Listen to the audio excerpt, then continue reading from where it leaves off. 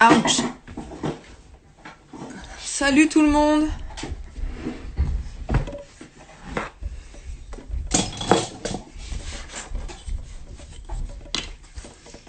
Salut. Bon, alors je sais pas, peut-être que vous entendez des éléphants au-dessus, mais c'est parce que je suis dans une très vieille maison qui a 400 ans. Voilà, ça s'appelle la maison Henri IV, pour ceux qui ont envie de visiter. Il y a un puits, il y a des caves. C'est donc dans le 11e et c'est très mal isolé. Il y a des enfants évidemment confinés qui sont en train de faire un foot au-dessus. Voilà, désolé. Alors, en attendant que vous vous connectiez tous, déjà je vais me présenter. Donc je m'appelle Caroline Bordas, j'ai créé un atelier qui s'appelle Incouté. Et donc je suis sellière maroquinière, c'est-à-dire que je suis spécialiste de la couture main, qu'on dit point sellier. Le point sellier, c'est un point main parmi tant d'autres, voilà. Donc on utilise, enfin je vais pas refaire un cours sur le point sellier. Voilà, qu'est-ce que je fais dans mon atelier? Je fais des réparations, des rénovations. Donc c'est aussi pour ça que voilà, je vais vous donner des petites techniques que j'utilise quand je fais des choses comme ça, par exemple.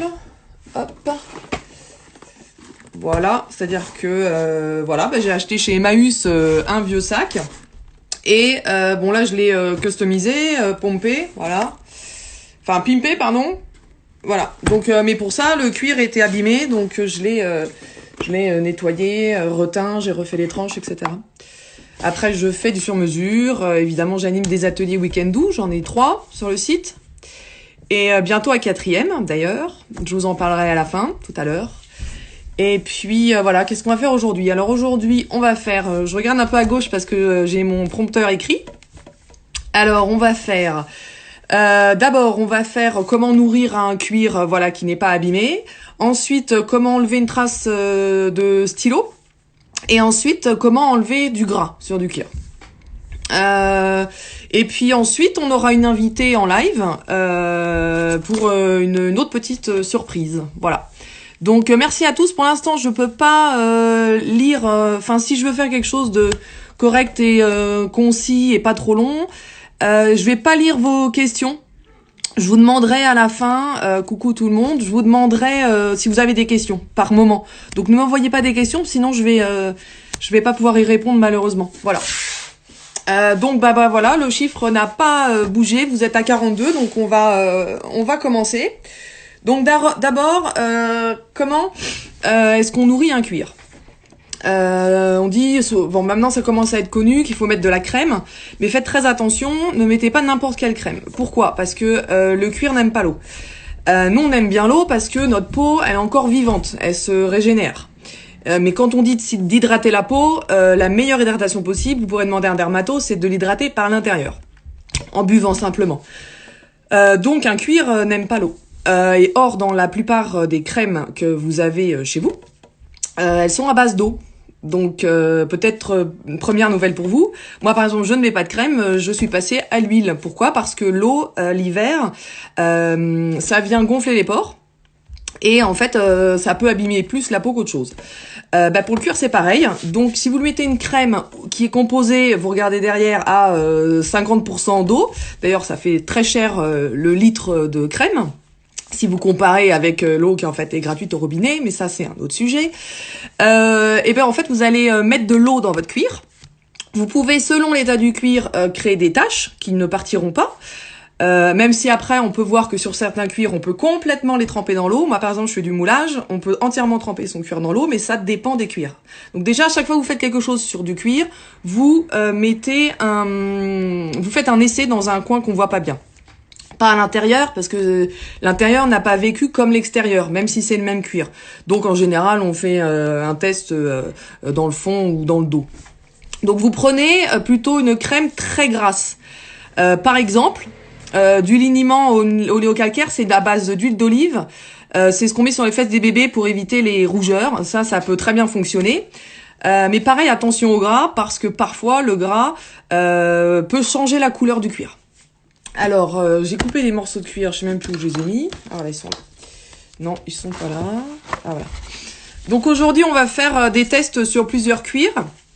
On va faire un cuir, ce qu'on appelle tannage végétal. Bon là, la couleur jaune est absolument horrible parce que c'est la lumière qui est jaune. Voilà. Donc là, c'est un traitement... Enfin, il n'y a aucun traitement, en fait. On le voit, il est mat. Il n'y a absolument aucun traitement sur ce cuir. Il a été tanné avec des recompositions de tanins végétaux, comme du mimosa, Ouais, ça y est, j'ai un trou, évidemment. On a un cuir de vache qui est plutôt ce qu'on appelle un cuir gras. C'est-à-dire qu'on voit qu'il est un petit peu... En fait, c'est un cuir qui va patiner. C'est-à-dire que plus il va frotter, plus il va foncer et briller. Voilà. Ce type de cuir, c'est très intéressant parce que il vieillit vraiment sympathiquement. Après, faut aimer. Il y en a qui aiment les cuirs qui ne bougent pas. Et pour cela, là, j'ai pris un cuir blanc exprès puisque c'est pour des tâches de... Après, on va faire du stylo. Un cuir blanc qui est extrêmement souple aussi, qui est foulonné, c'est-à-dire qu'on voit les grains de la peau de l'animal et on voit aussi des grandes rides. Foulonné, ça veut dire que c'est mis dans une machine à laver, un peu, pour aller faire ressortir les grandes rides. Voilà, voilà. Mais là-dessus, il y a en général une protection par-dessus, comme un vernis. Voilà, donc on va travailler avec ces trois-là. Alors, pour ça, hop, on prend une crème. Alors après, pour tout ce qui est marque, quoi acheter, etc., il y en a plein. Donc là, je vais pas ni les dire, ni les écrire, parce que ça dépend en fait aussi également du cuir. Ah oui. Alors, comme en maquillage, le mieux c'est de travailler avec un pinceau. Pourquoi? Parce que quand vous utilisez un chiffon, vous en avez toujours. Le chiffon lui-même, il boit. Donc, il va boire une partie, et puis vous avez des plis. Enfin, en gros, un chiffon, c'est pas bien. Voilà, basta. Dans le pinceau, c'est comme pour la peinture ou pour le maquillage. Entre chaque poil, vous pouvez aller mettre votre crème quand vous allez le tremper. Et après, c'est vous qui allez, pas diriger, contrôler en fait ce que vous allez sortir.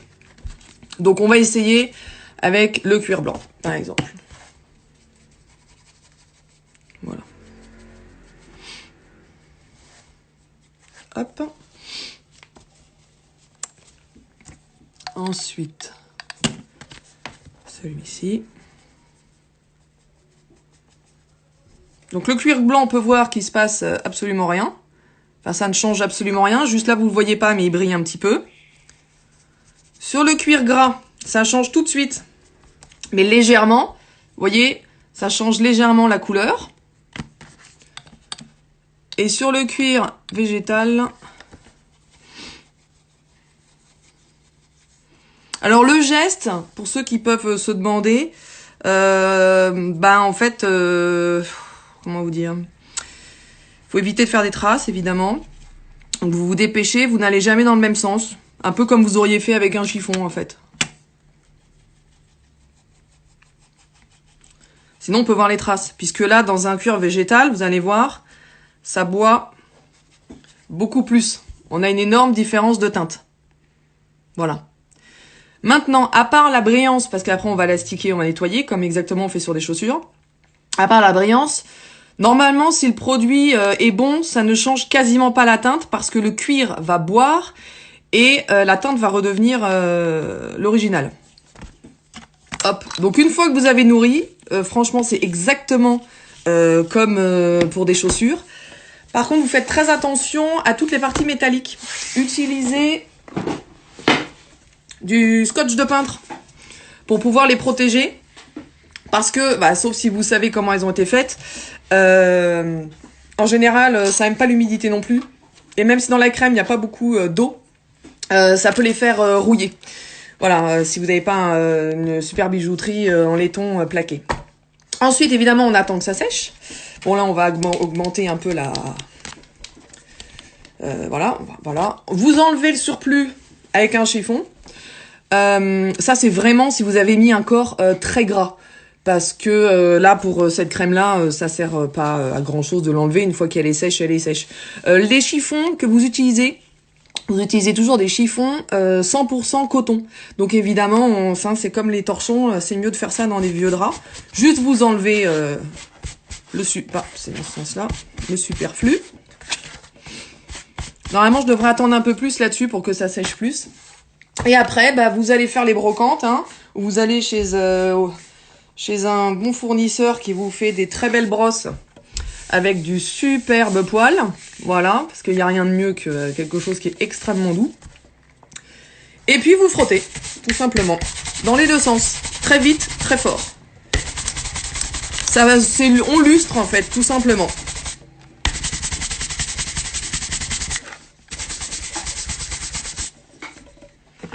Donc sur le blanc, bah on est retourné exactement comme c'était avant, même si vous voyez pas beaucoup. Je suis désolée avec cette lumière là, mais on est retourné comme avant. Celui-ci, eh ben ça l'a patiné. On voit un petit peu. Voilà, par rapport à ce côté-là qui n'a pas été fait, ça l'a patiné. Et là, c'est pareil, ça l'a patiné. C'est-à-dire que là, il était mat. Là, il sera légèrement brillant, mais il s'est déjà éclairci et il va continuer de se rééclaircir. Voilà. Voilà, donc ça, c'est quelque chose à faire. En fait, quand vous avez un article neuf, bah, c'est comme pour vos chaussures, plus vous l'entretenez, plus vous nourrissez votre cuir, plus vous allez lui permettre de vieillir. Donc voilà. Par contre, si votre article n'est pas propre, il faut le nettoyer avant. Bah voilà, c'est comme vous mettriez pas votre huile de nuit sans vous être démaquillé ou être lavé le visage. Ben là, c'est la même chose. Sinon, vous allez encastrer la crasse en fait entre le cuir et la couche de crème que vous mettez au-dessus, ce qui est complètement ridicule.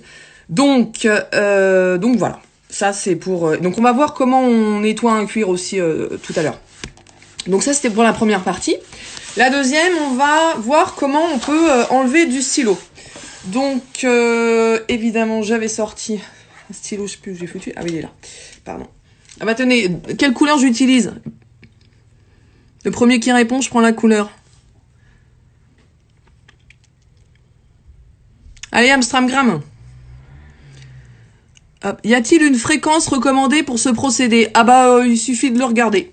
Évidemment, s'il a pris la pluie... Ah bah, j'ai pas encore parlé de la pluie. La pluie, il faut... En fait, il faut jamais faire ces... Rouge. Ah voilà, ok, rouge. C'est parti, rouge. Je n'ai jamais... non, il ne faut jamais, pardon, mettre un cuir mouillé sur un radiateur ou au sèche-cheveux trop proche, etc. Parce qu'en fait, quand on mouille un cuir, on le détend. Et du coup, si vous faites l'inverse, vous allez le rétracter. Donc, sauf si vous faites du moulage, voilà. Bah non, en fait, vous le faites pas parce que ça va le déformer. Et puis, il va trop se rétracter. Et du coup, il va trop sécher. Voilà. En général, les cuirs, de toute façon, sont pas fans d'eau, tout simplement parce que bah l'eau, quand il y a de l'eau quelque part, il y a des bactéries. Donc, qui dit bactéries dit pour ça que les cuirs qui restent à la cave sont pas bons. Ça veut dire que ça peut juste pourrir en fait ou mal. Voilà, donc mal vieillir. Donc en général, on évite de les mettre à l'eau. Alors je sais, on va parler beaucoup d'imperméabilisant. Franchement, le meilleur imperméabilisant, c'est le gras. Hein. Les Esquimaux, qu'est-ce qu'ils mettaient sur leurs chaussures? Ils mettaient de la graisse de phoque. Aujourd'hui, c'est interdit, mais il y a d'autres graisses qui existent. Il y a des huiles végétales, voilà, et des crèmes qui sont à base d'huile. Et voilà. Et pourquoi? Parce que bah, vous avez tous fait quand vous étiez petits. Dans le verre, l'eau et l'huile, ça se mélange pas. Donc en fait, les micro gouttelettes d'huile qui sont là-dedans et de crème de gras en fait, parce que ça pourrait être un autre corps gras, sont protectrices de la pluie qui tombe dessus. Évidemment, on est dans des échelles complètement différentes selon si on met une grosse couche, sur quel type de cuir on est, est-ce qu'on met le pied dans une flaque d'eau ou autre. Donc ça, après, c'est tout. Voilà. Alors donc, on était sur du rouge. Donc, hop. Tac, rouge, rouge et rouge. Voilà. Vous comprenez pourquoi j'ai pris un cuir blanc. Alors là, comme je le fais en direct, le coup de stylo n'a pas eu trop le temps d'opérer. Évidemment, quand il vous arrive quelque chose comme ça, c'est comme pour n'importe quoi, quand vous avez du vin sur une nappe, plus vous agissez vite, moins la tâche a le temps de rester dedans, évidemment. Alors... donc il y a beaucoup de choses sur internet que vous pouvez lire, d'astuces comme par exemple utiliser du citron ou autre, etc. Donc on va en utiliser une naturelle, puisque pour ceux qui ne savent pas, je déteste. Je n'aime pas trop les machines parce que j'ai peur et j'aime pas trop les produits non plus parce que c'est pareil. Bref, donc on va essayer avec du vinaigre Donc, on prend un coton-tige. Évidemment, on prend pas un coton-tige en plastique, hein, on prend un coton-tige écolo, qui ne finira pas dans le nez d'une tortue. Ensuite, donc c'est du vinaigre blanc, hein, ménager. Enfin, c'est même pas du vinaigre ménager, ça c'est du vinaigre comestible. Parce que le ménager, il est un peu plus concentré. Donc si vous voulez, vous pouvez prendre du vinaigre ménager. Hop. Alors, si vous voulez aller travailler, évidemment, si vous pouvez, ça dépend. Excusez-moi, je vais éteindre ça 2 secondes. Voilà. Si vous pouvez, dans votre pièce, pouvoir plier le cuir, c'est mieux. Voilà, et puis juste, bah, vous allez en mettre dessus. Ok. Vous évitez évidemment d'étaler. Voilà. Hop. Ensuite, sur le marron.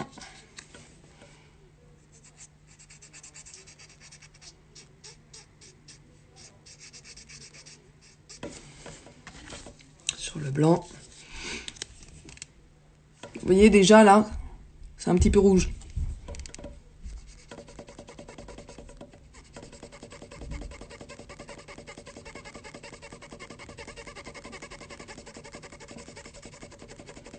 Alors, résultat. C'est comme, ça rappelle les cours de sciences. Bon, c'est rapide, hein. Sur le végétal, est-ce que ça a fonctionné? Absolument pas du tout. Le végétal, il faut le savoir, quand on en travaille, il faut qu'on fasse très très attention. Si vous mettez un coup d'ongle, ça se répare pas. Bon, il y a toujours des petites astuces parfois, mais en général, ça se répare pas. Donc sur du végétal, eh ben, vous oubliez. Sur, bon là, alors là, vous voyez, il y a une couleur, c'est normal, parce que du coup, il y a le vinaigre, il y a de l'eau dedans. Donc là, on voit pas très bien, malheureusement. En fait, ça a enlevé quasiment rien du tout. En fait, on croit que ça a enlevé parce que ça a foncé, mais je pense que quand ça va s'éclaircir, ça n'aura rien enlevé du tout. Et là, vous pouvez voir sur le blanc, pardon, hop, sur le blanc, vous pouvez voir que ça a commencé à l'enlever. En fait, ça l'enlève sur le blanc parce qu'il y a cette fameuse couche dont je vous parlais. Ensuite, on va faire un autre trait à côté. Et là, ce coup-ci, on va utiliser quelque chose que je déteste. Mais bon, parfois, il faut bien. On va utiliser du dissolvant. C'est du dissolvant qu'on trouve en magasin classique, sans acétone. Donc vous en mettez pareil un tout petit peu. Hop. Voilà. Sur votre coton-tige. Je referme parce que ça pue. Donc on va recommencer avec celui-ci.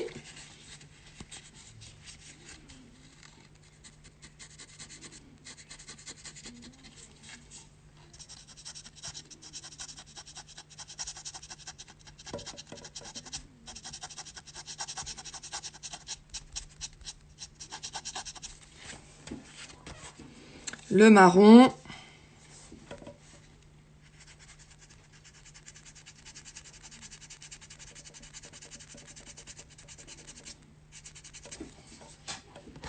voyez, ça enlève un peu la couleur. Donc, est-ce que ça enlève également le stylo? Ben, il faut attendre pour voir. Et le blanc.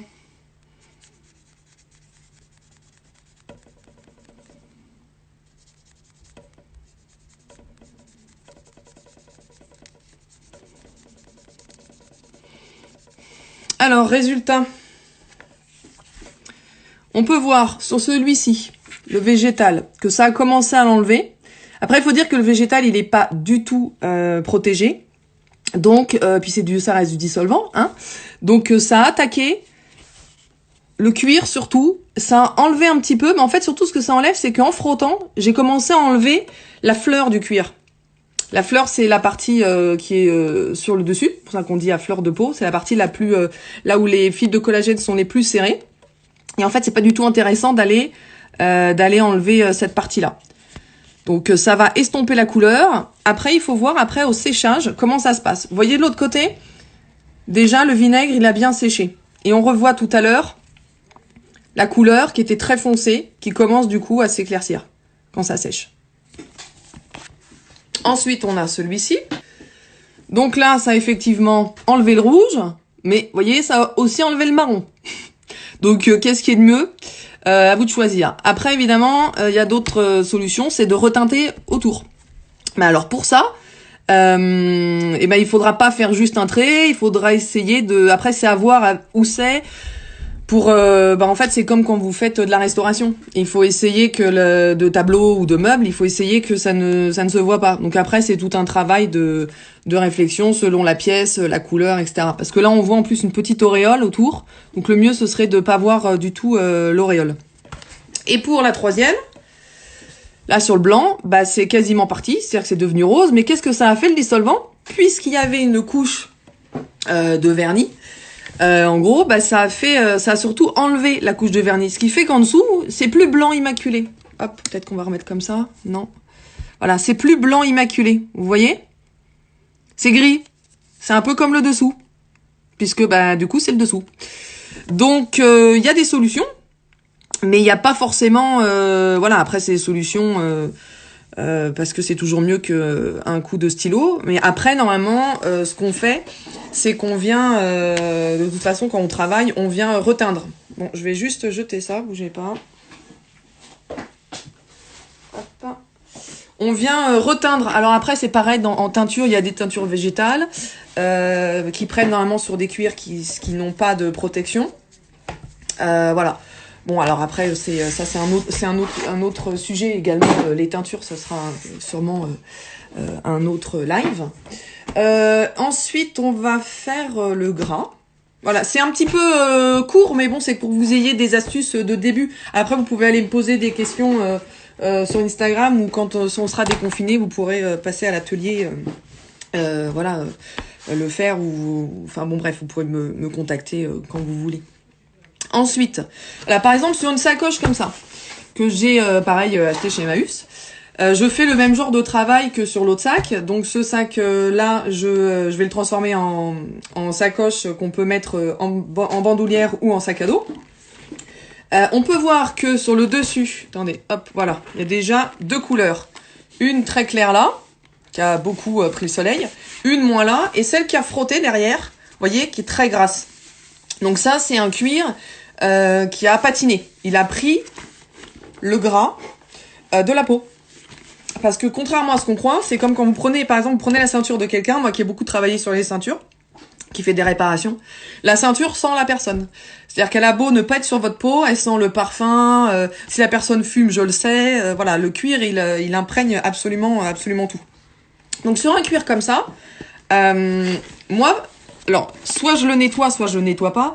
Ça dépend de ce que je veux donner comme effet à la fin et de ce que je vais faire. En gros, si vous voulez le décrasser, comme ce que je vous disais tout à l'heure, pour pouvoir entretenir un cuir, par exemple. Si votre cuir est neuf, c'est normal. Voilà, vous le nettoyez juste avec un petit chiffon, comme j'ai dit, de coton. Vous l'humidifiez à peine. Vous enlevez juste, voilà, la poussière, comme vous faites avec vos chaussures. Ça sèche. Et ensuite, vous mettez la crème. Quand vous avez un article qui est déjà vieux, pour le nettoyer, on peut toujours remettre de la crème, etc. Mais on peut aussi le raviver. Pour ça, là, je l'ai déjà fait tout à l'heure. En fait, vous voyez, toute cette partie-là, là, elle est mate, elle est plus claire.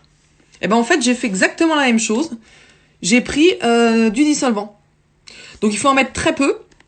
Et il faut aller frotter aux endroits où c'est très gras. Alors je sais pas, voilà, là on voit bien que là, c'est mat et clair. Voilà. Et donc sur cette partie-là, j'ai attendu parce que je voulais que ce soit déjà bien sec. Sur cette partie-là, vous pouvez ensuite teindre. Donc évidemment, vous faites vos micmacs de couleurs parce qu'il n'y a jamais exactement la teinture qu'on aime bien. Là j'en ai une qui ressemble, donc je vais essayer. Alors ça c'est pareil, on utilise un pinceau, hein, c'est pas juste parce que c'est de la teinture. On utilise un pinceau. Hop. Je sais pas si on va bien voir là. Et voilà. Là par exemple, c'est pas tout à fait la même couleur. Mais si par exemple le sac avait été très abîmé à cet endroit-là, eh bien si je veux réunifier, je viens mettre... Alors là, c'est pas une vraie teinture, sinon elle serait trop couvrante. C'est une crème teintante, c'est pas pareil. Donc la base est déjà grasse. Donc si vous mettez du gras sur du gras, ça va glisser. C'est pour ça que j'ai mis du dissolvant. Voilà. En gros, vous reteintez. Je sais pas si on voit bien. Si, voilà. Là, c'est encore clair. Et là, il y a eu un début de teinture. Là, il y a eu un début de teinture. Et là, c'est encore clair. Voilà. Donc ça, après, bah, sur un sac comme ça, vous voyez, quand on a 3 teintes, là, à l'intérieur, par exemple, il est extrêmement foncé. Et ben, on va enlever le gras. On va... voilà. Enfin, ça dépend, je vous dis, de ce qu'on va en faire aussi. De ce qu'on veut, le rendu final. Du coup, je voulais aussi vous donner une astuce. C'est-à-dire que moi je le fais aussi sur les sacs que je refais.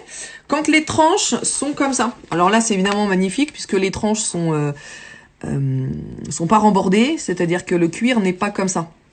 Vous avez vraiment la tranche, le côté, vous avez ça de présent, cette tranche là. Voilà.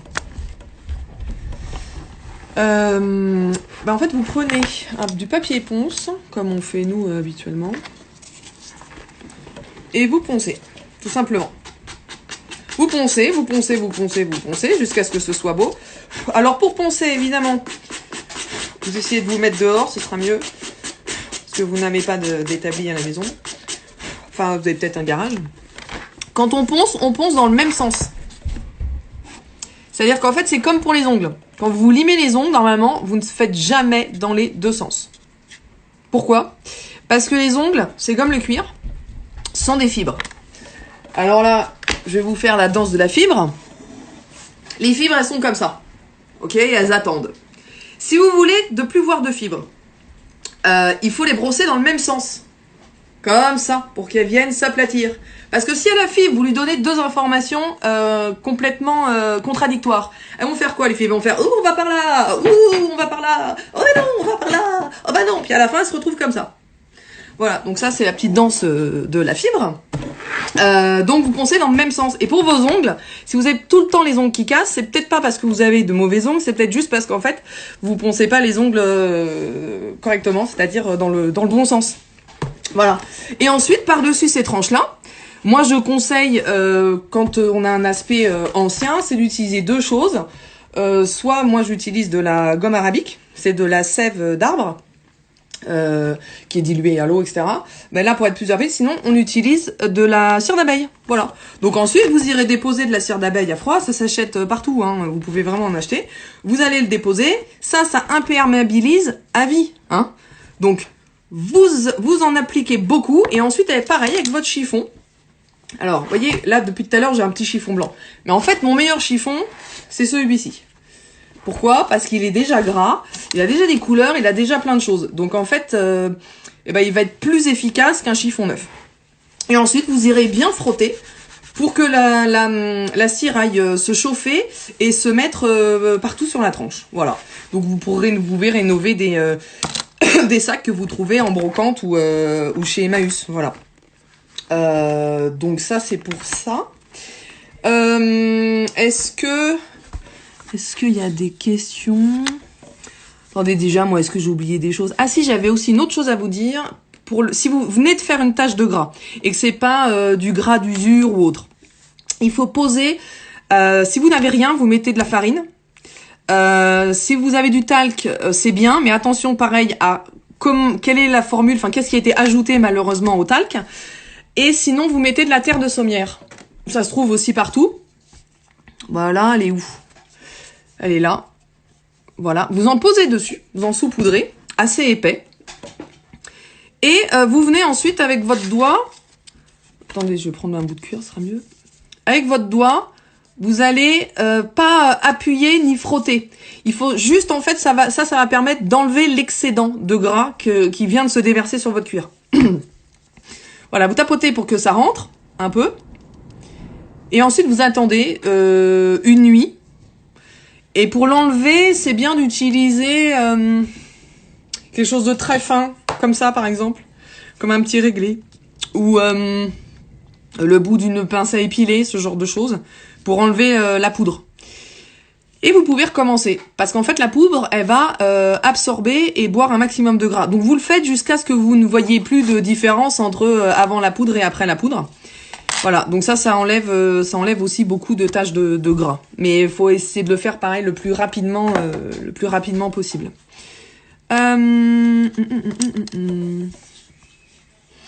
A-t-elle parlé de l'usure des bas de côté, extrémité des manches d'un marteau en cuir? Alors, la raquette, je n'ai pas compris ta question, mais tu pourras venir me la poser. Ben voilà, bah oui, si vous avez quelques questions, on peut peut-être les faire, si vous avez des questions. Donc, je suis désolée, la raquette, j'ai pas compris ta question.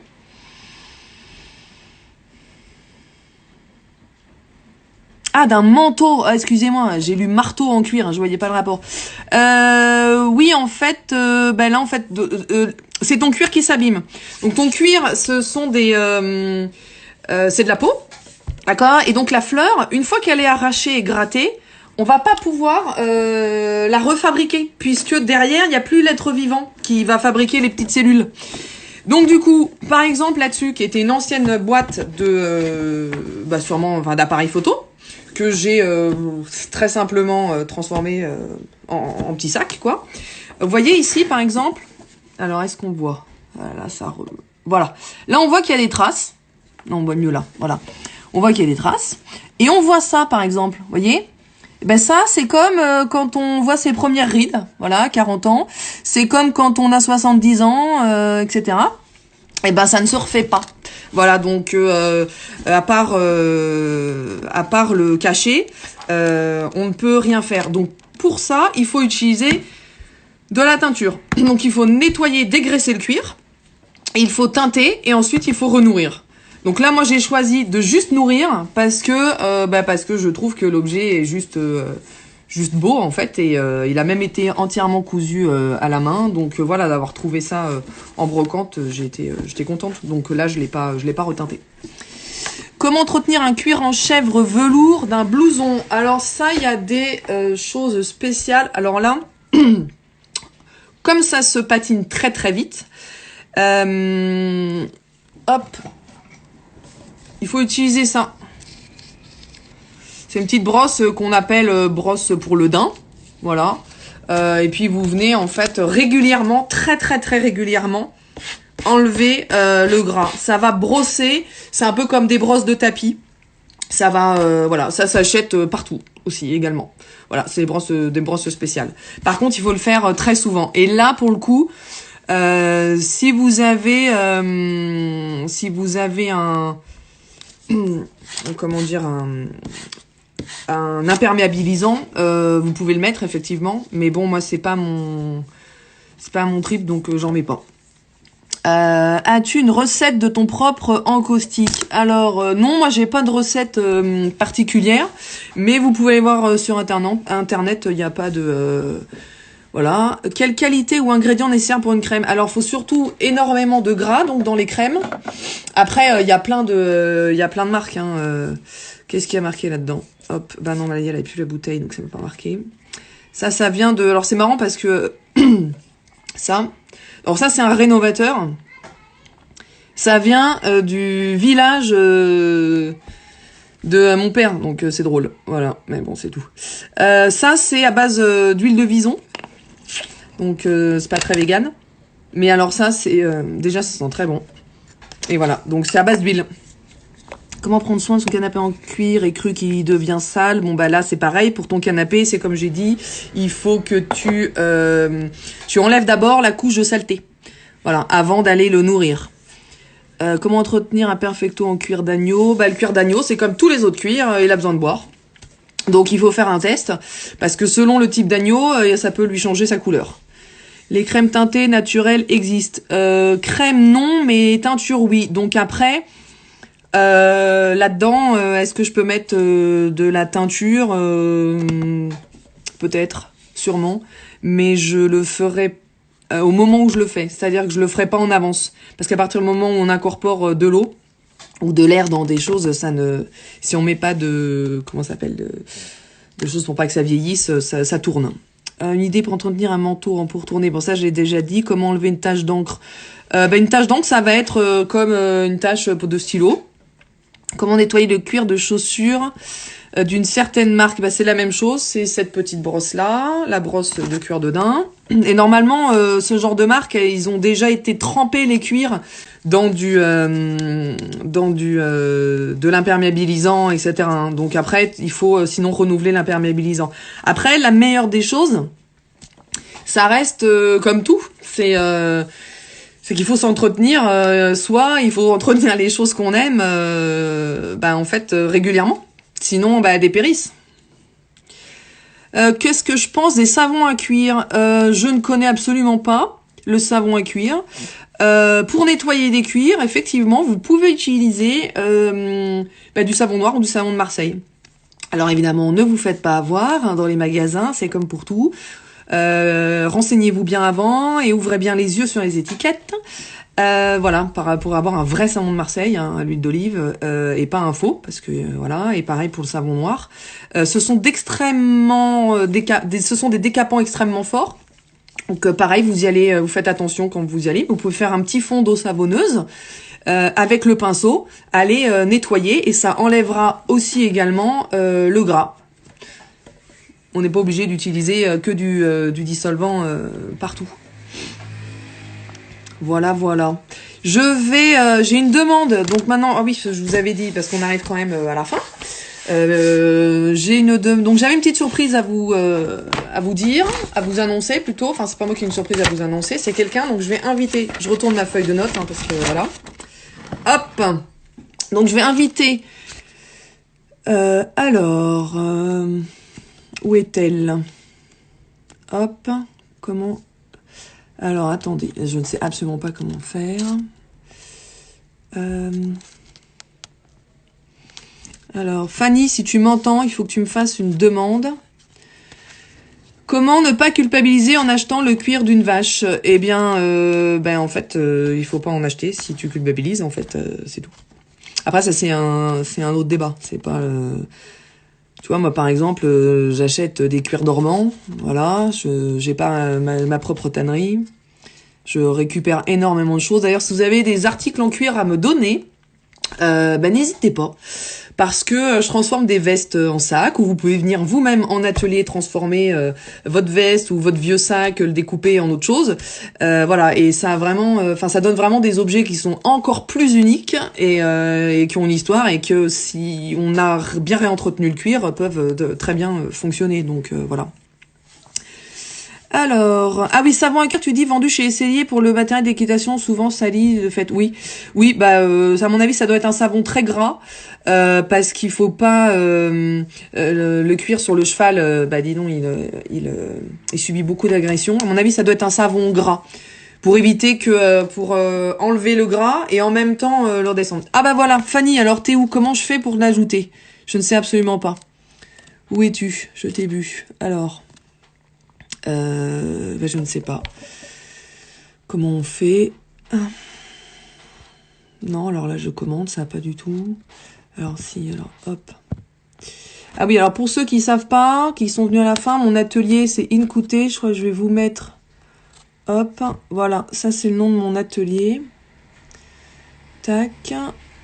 Et je n'arrive pas à annoncer, à faire venir. Je suis désolée. Comment reconnaître un beau vrai cuir en brocante qui a du potentiel à être rénové? Là, c'est l'expérience. Parce que à force de voir les cuirs, on peut les reconnaître. Voilà. Bon, déjà, il faut pas qu'ils soient craquelés. Il faut pas qu'ils sentent le moisi. Il faut pas qu'ils soient trop durs. Mais des fois, il y a des cuirs très rigides qui peuvent être encore très bons. Quand tu le touches aussi, il faut qu'il soit agréable, quoi. Voilà. Après, en général, les cuirs que vous trouvez en brocante, ils sont déjà montés.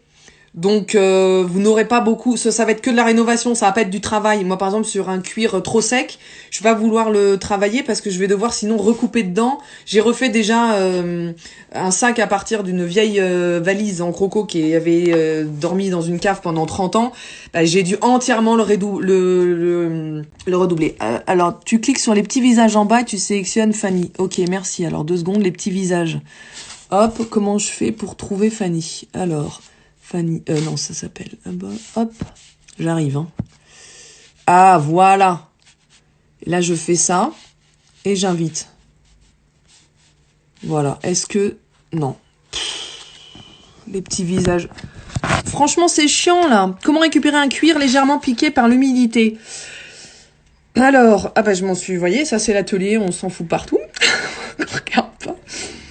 Et ben, il faut le faire sécher, déjà. Mais pas sur un radiateur. Ensuite, moi, c'est ce que je ferai, je le réhumidifierai. Donc, par exemple, avec un fer à vapeur, pour essayer de réouvrir les pores, pour essayer ensuite que la moisissure ressorte. Mais attention, la moisissure, c'est des petites bactéries, donc ça va un peu partout. C'est comme, voilà, quand on se perce un bouton, faut pas percer un bouton, sinon vous en foutez partout. Voilà, c'est pour ça qu'il faut jamais percer un bouton. Bah, avec la moisissure ou les bactéries, c'est la même chose. Alors, touc. Alors, les petits visages, donc j'ai trouvé. Je recommence. Excusez-moi, hein, c'est vraiment chiant, ça.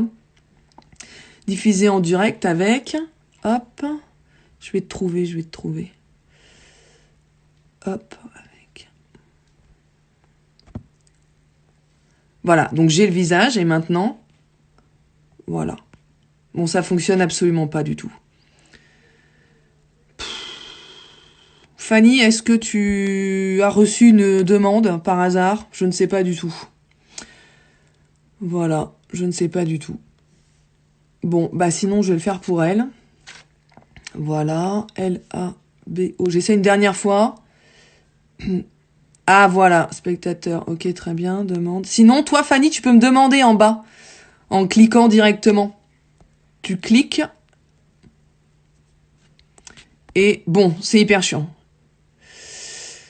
C'est hyper chiant. Voilà, bon, c'est pas grave. Donc, ce qu'on va faire, c'est que je vais parler pour elle. Donc, je voulais inviter Fanny, qui est à la tête de la Botte Gardiane. C'est donc une entreprise française située en Camargue qui fait des chaussures superbes, voilà. Entièrement à la main, avec des super cuirs, justement. Voilà. Et en ce moment, elle a sur son compte lancé un concours pour gagner justement un nécessaire d'entretien du cuir. Donc c'est la Botte Gardiane, vous pouvez aller sur son compte et il y a un concours, voilà. Pour moi, en tout cas, déjà, merci d'avoir été nombreux. Merci pour toutes vos questions. Je n'ai pas pu, évidemment, tous les lire, donc n'hésitez pas à m'écrire. Je pense que je ferai sur mon compte un petit récap des produits. Et voilà, n'hésitez pas à me suivre. Donc ce direct va lancer ma première vidéo d'Instagram télé. Il y aura plein de choses à venir. Il y aura des interviews de professionnels du cuir, mais aussi des interviews la main dans le sac, 2. Donc ce sera des interviews de personnalités pour les connaître un peu mieux à travers leur sac. Et puis surtout, je vais lancer un nouvel atelier. Donc si vous voulez être tenu au courant, suivez-moi. Et puis il y aura une place dans ce nouvel atelier à gagner. Donc merci beaucoup encore une fois et à bientôt, j'espère.